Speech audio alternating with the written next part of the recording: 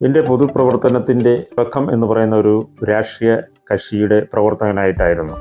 എന്നാൽ കുറേ കാലങ്ങൾ വളരെ ആത്മാർത്ഥതയോടുകൂടി രാഷ്ട്രീയ പ്രവർത്തനം നടത്തി മുന്നോട്ട് പോയപ്പോൾ രാഷ്ട്രീയ നേതാക്കന്മാർ പുറത്ത് ചിരിച്ചു കാണിക്കുകയും അവരുടെ പ്രവർത്തന ശൈലികൾ ജനങ്ങൾക്ക് ഗുണപരമല്ലാത്തൊരവസ്ഥയിലേക്ക് പോകുകയും അതിനോടൊപ്പം തന്നെ കേരള സംസ്ഥാനം അഴിമതിയുടെ വക്കിലേക്ക് മുങ്ങിപ്പോകുന്ന ഒരവസ്ഥയും ഉണ്ടായതുകൊണ്ടാണ് 2015 അഴിമതി രഹിത സംരക്ഷണ സമിതി രൂപീകരിക്കുവാനുണ്ടായ സാഹചര്യം.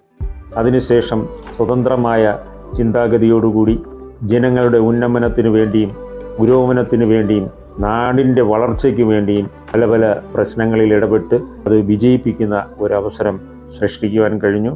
തുടർന്നും നിങ്ങൾ ഏവരുടെയും വോട്ടുകൾ എനിക്ക് നൽകി വിജയിപ്പിക്കുകയാണെങ്കിൽ വെട്ടൂർ ഗ്രാമപഞ്ചായത്തിലെ ഈ 9ാം വാർഡിനെ മാതൃകാ വാർഡാക്കുന്നതിനോടൊപ്പം ഏറ്റവും നല്ല പഞ്ചായത്ത് എന്നുള്ള ഒരു പ്രവർത്തന ശൈലി കൊണ്ടുവരുവാൻ കഴിയുമെന്നുള്ള കൂടി ഞാൻ ഈ അവസരത്തിൽ ഉറപ്പ് പറയുകയാണ്.